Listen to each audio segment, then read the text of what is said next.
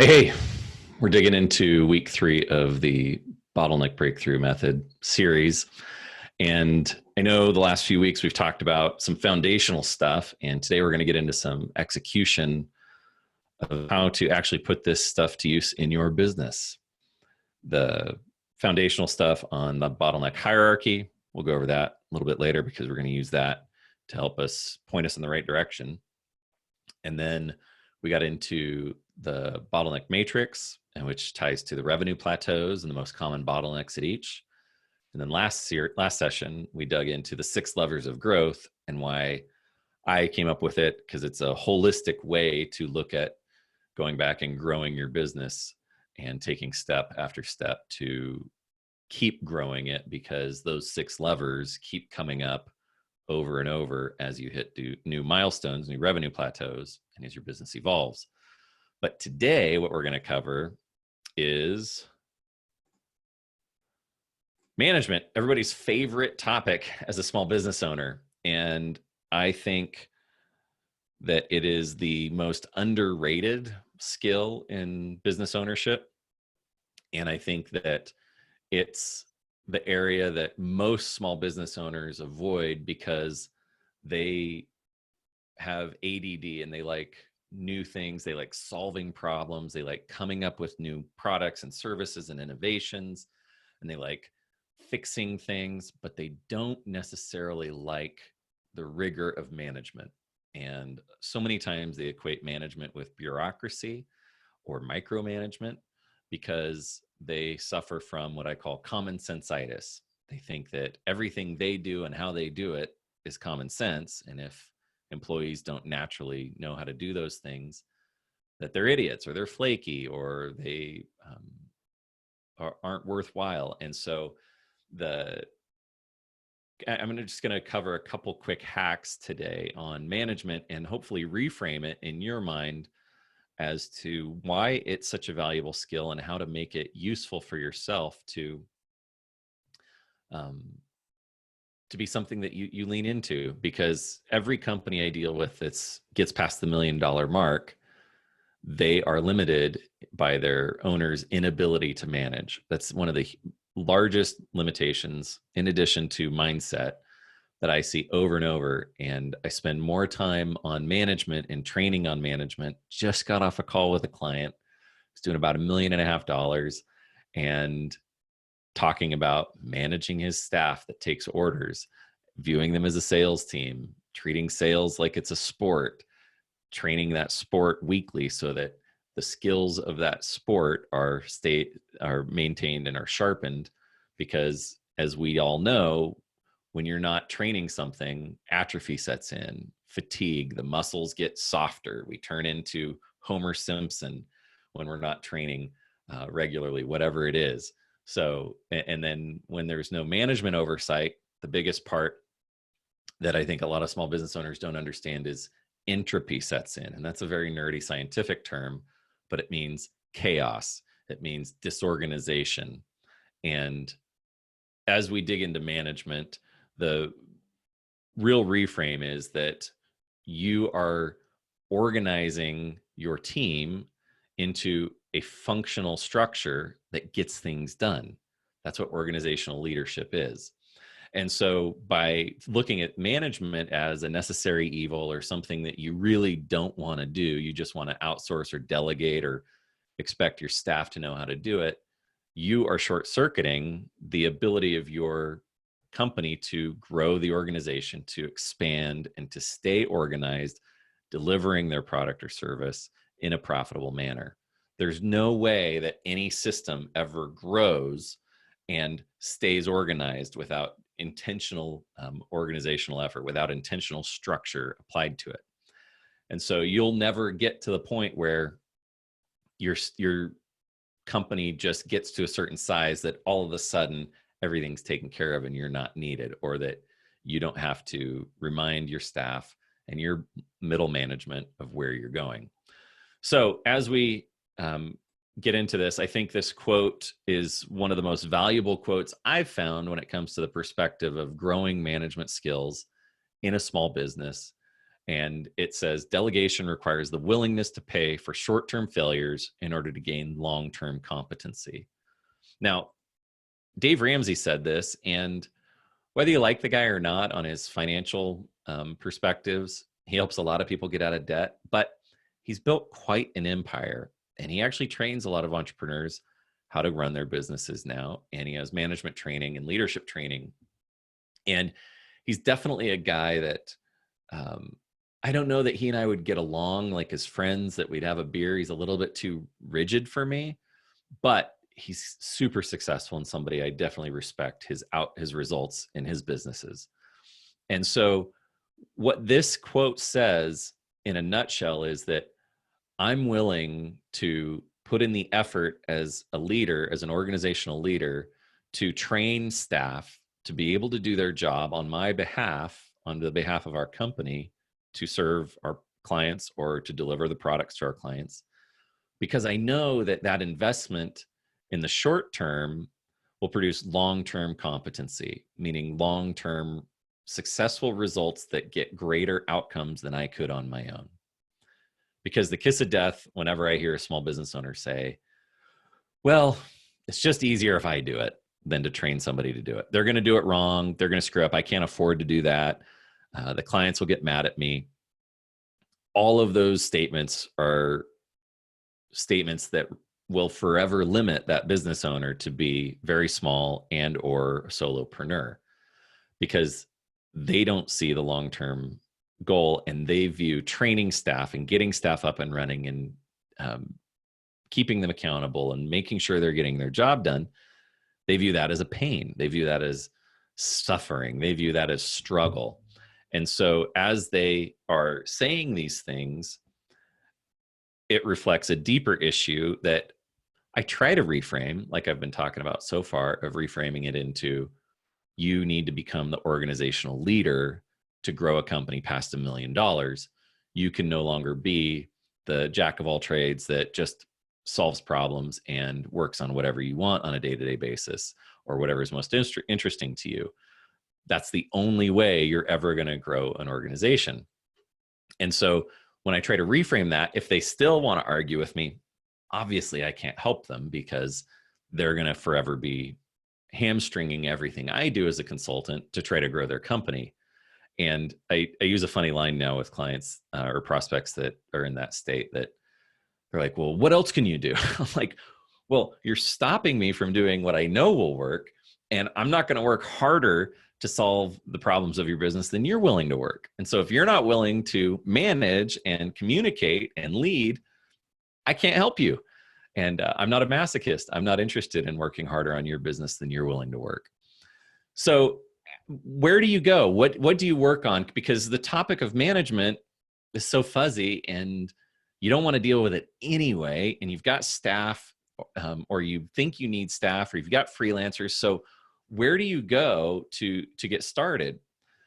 Well, let's set the foundation first, because this is overwhelming. You don't quite know exactly what needs to be done. You aren't sure what that needs to be done, and you're not sure how to train somebody in it. I find a lot of business owners get insecure when it comes to training, because they may not have the gift of communication like I might. Like, I can talk about anything till the cows come home, and I like teaching. That's one of my strengths finder skills is actually learning and communicating, which those two pair together to teach.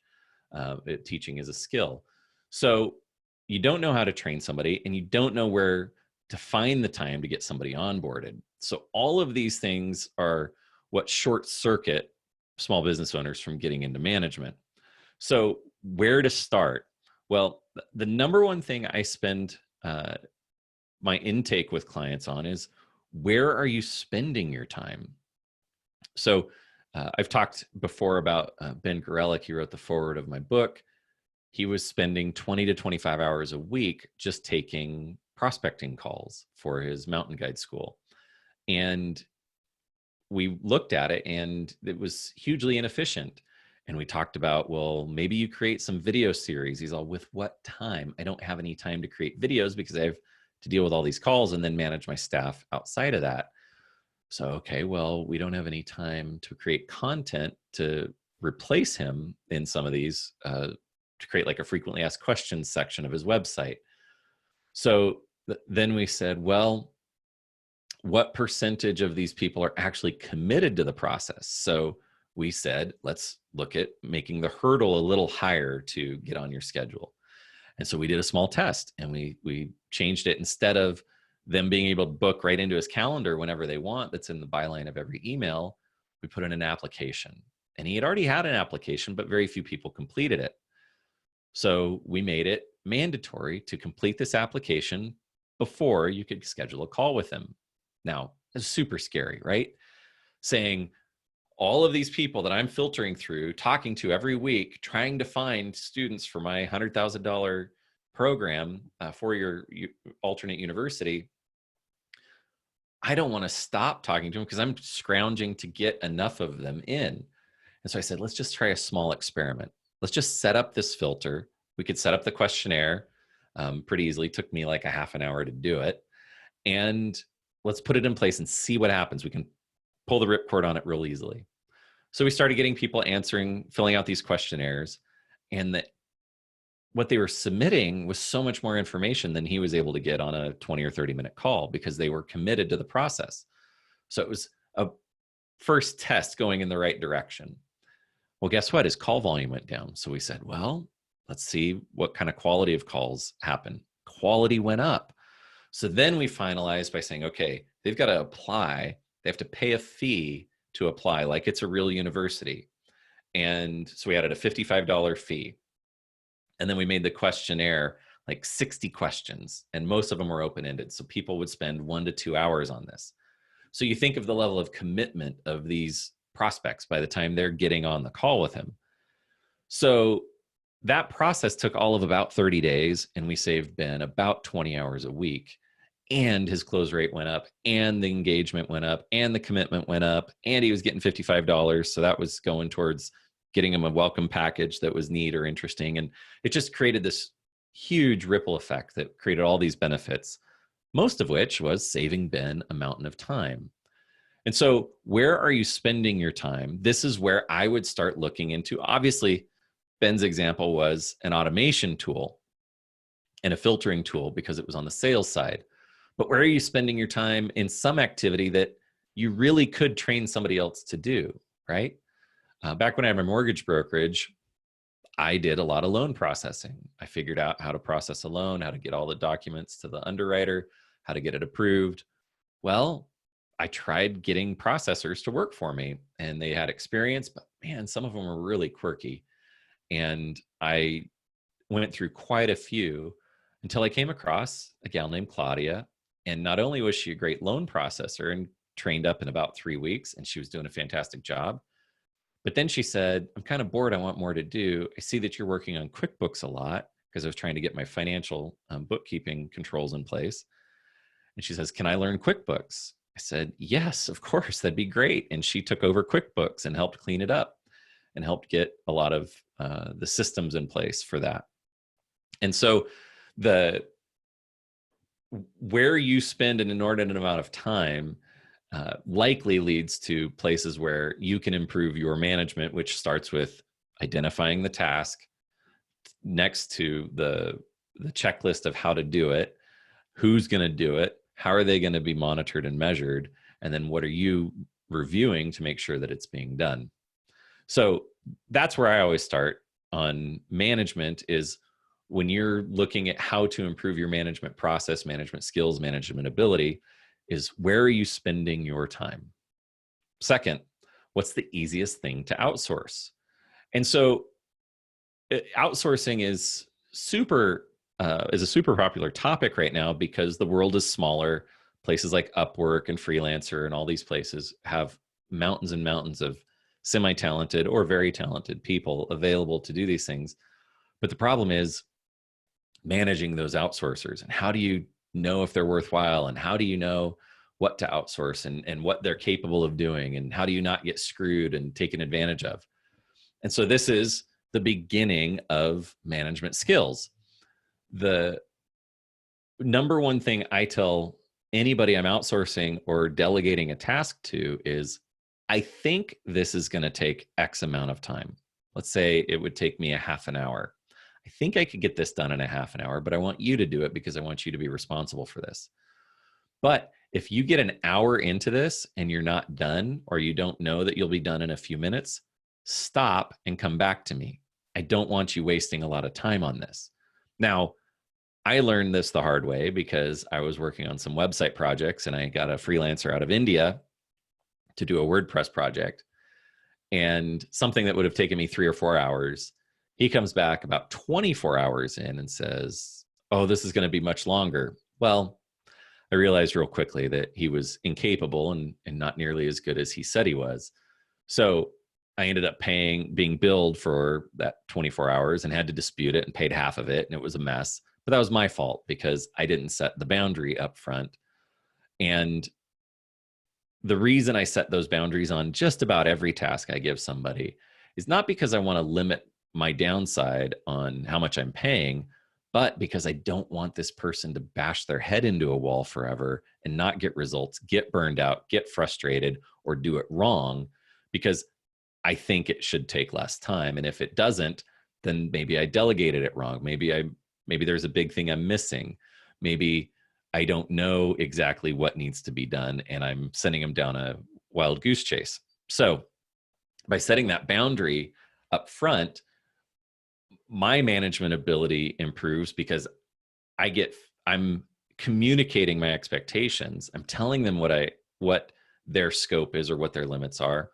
But then the bigger benefit is when they get stuck and come back to me, we get the problem solved faster and faster. And so I'm willing to invest in the short term, like Dave Ramsey said, I'm willing to invest training them and overseeing their progress more quickly, more frequently out of the gate because I want progress faster.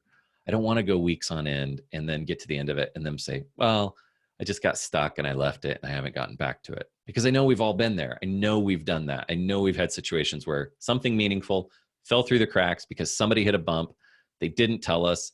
We didn't follow up. We didn't have any oversight, didn't have any check-in.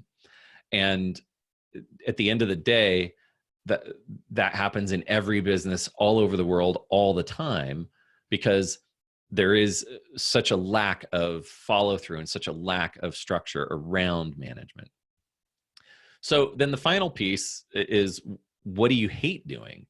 And so I think it's funny to me, and I think it's a Western Protestant work ethic, nose to the grindstone, just grunted out issue for most of us is we just keep doing what's necessary without any thought of how to do it better, how to do it more efficiently. Dan Pink is coming out with a new book. I just got a preview of it emailed to me, and he was talking about systems and having space in staff time to actually fix things that are broken. And he was talking about an example where they were in a hospital and in a birthing center where all these babies are, and this one hospital gave them some kind of ankle bracelet or wrist bracelet so that it would reduce the chances of the baby being kidnapped. And by having this bracelet and tracking, and maybe it's tied into the security system of the hospital,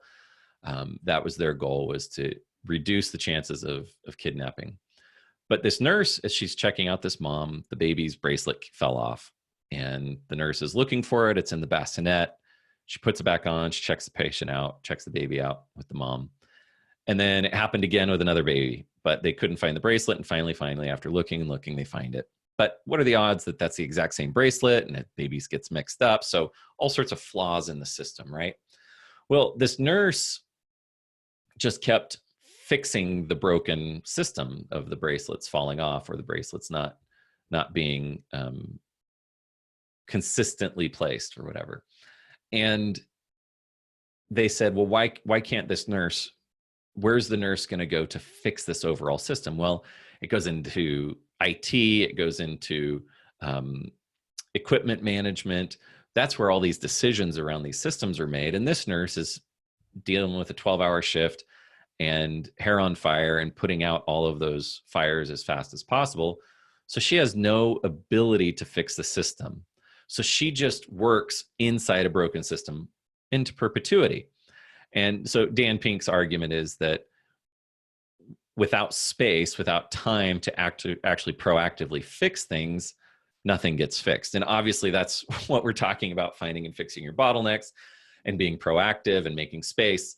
But the reality is, from a management perspective, without any feedback loop, without any checking in, without you actively managing and supporting, these things will forever be broken and or half-assed or limited going forward. And so I think the reframe of knowing that you're building an organization, you have to lead it, you have to organize it, you have to maintain it to keep it growing as the function of management, is the overarching purpose of management. The function of management, in my opinion, is to equip staff to be able to get their job done and help them set priorities so that they're doing the most efficient work possible. And it goes right along with inspecting or reviewing what they're struggling with so you can help fix it to make their job easier. And it's not because employees are lazy. It's not because we're creating a coddled environment with millennials that are soft and can't get anything done without mommy or daddy taking care of them. It's not the reason to make somebody's job easier. The whole point of making somebody's job easier is so they can do it faster, better, higher volume, better quality, and you get paid more. That's it. So that the customer gets served better. I don't know how many times I've had the conversation in the last few weeks of sales staff that fold at every price objection and never talk about upsells. And two of my clients where I'm helping them with their sales team, their staff are essentially order takers. And so all I've had to do to help reframe these salespeople, their perspective on selling, was to let them know our whole goal of being in business is to make our clients' lives easier. That's it. We're serving them. We're giving them a better website. We're giving them more leads. We're giving them a better lawn. We're giving them something that makes their life easier. They are coming to us for this help. They're asking for help. So when they say, ooh, that price is a little high, but they already have a vendor, why aren't you asking, what are they disappointed with that current vendor? Because you know that we're the best in the area, or we're the best in the industry at delivering this. So it's on us to ask how we can help them better. And so it's reframing in the sales side that we're serving our clients better. We're serving them more by asking more questions, by getting beyond just price. And so at the end of the day, as a manager, our job is to make our employees' lives easier so they can do their job better, because then they can serve better, then we can get more clients, our clients are happier, we make more money. So that, to me, is the final piece of the perspective on management as a small business owner, is getting beyond, okay, well, they're all here just to take things off my plate so I don't have to do them. That's the first step, and that's the most basic of buying you some time and buying you some leverage, to, okay, how do I serve my employees in a way that makes their life easier so that they're less frustrated. They're not chasing around finding the baby monitors or the bracelets that have the vital information on it so that they can actually get the mom out the door with her baby. So I think when we look at management and we go into the bottleneck hierarchy of, we've said, okay, where are you spending your time? What's easiest to get off your plate, and what do you hate doing? Then go in here and start looking at, okay, where am I wasting all of my time? Is it on getting clients? Is it on making sure that our fulfillment's smooth? Is it on putting out fires? Am I dealing with staffing? Move up that hierarchy and figure out where you've got that issue. I guarantee it's a management problem if you're over $500,000 or $1 million, and then follow through with, what's the process that I can go through to improve my management, to provide more support, more guidance, make my staff's job easier? Maybe it's just defining what they should be doing. Maybe you have staff that are just reacting to the latest and loudest because they haven't been told what to do. So that's management 101 in my opinion. And I think getting the perspective that your job as an organizational leader is to manage and create that management structure after $1 million and get middle management in place once you're to 5 million so you can get to 10 million. And then at 10 million, you're truly the organizational leader. You are setting the vision, you're making sure everybody has what they need, and you're not getting in the weeds of everything because you've built effective management teams or an effective management team. But to me, that's the vision of how a small business grows. Now, if you want to stay at the $2 million range, then the goal is to develop an operations manager and maybe a sales manager that can, or marketing manager that's in charge of those areas so that you can keep them going and buy some more time away and more leverage by building a cash cow in the $1 to $2 million range. So anyway, that's to me the biggest shift for small business owners in growing their company is becoming effective managers. So if you have any questions, fire them off. I'm here. You can unmute yourself if you want. You can fire them into the chat, and I'm happy to help on implementing specific management related questions that help you get out of the crazy day-to-day fires that you're running into every day.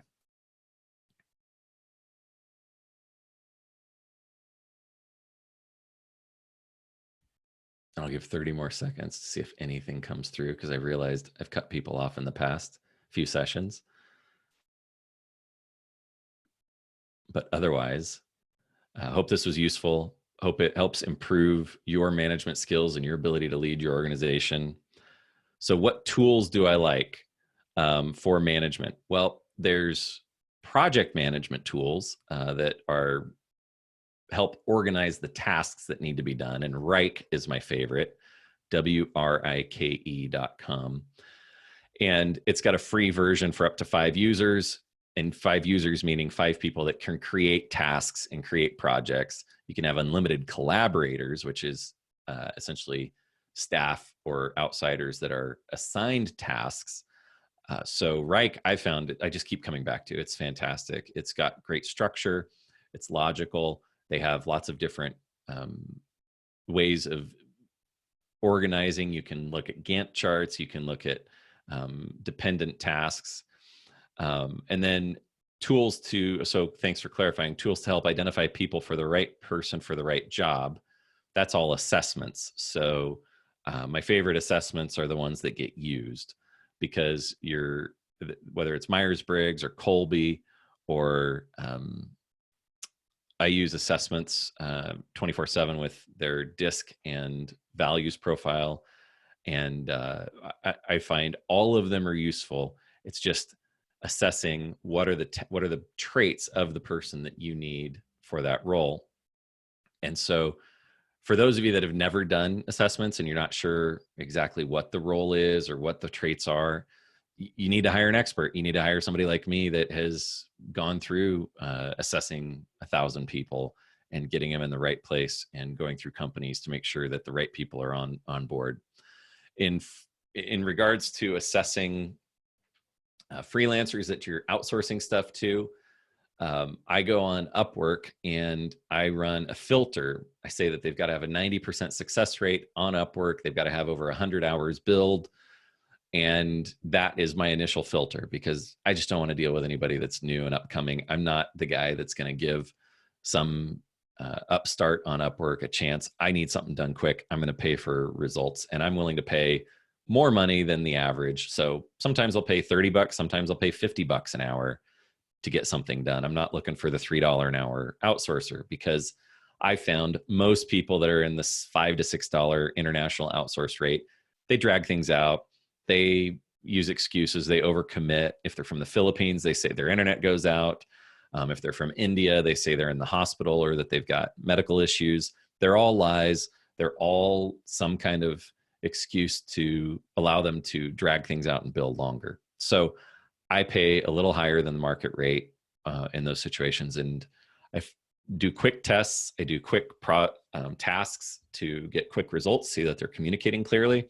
and then I give more leash from there. So those are the tools that I use, whether it's personality assessment or a quick project on Upwork. That's what I find is most useful for getting the right people to do the right job. Great question, Dave. Any others? And then I'll wrap up.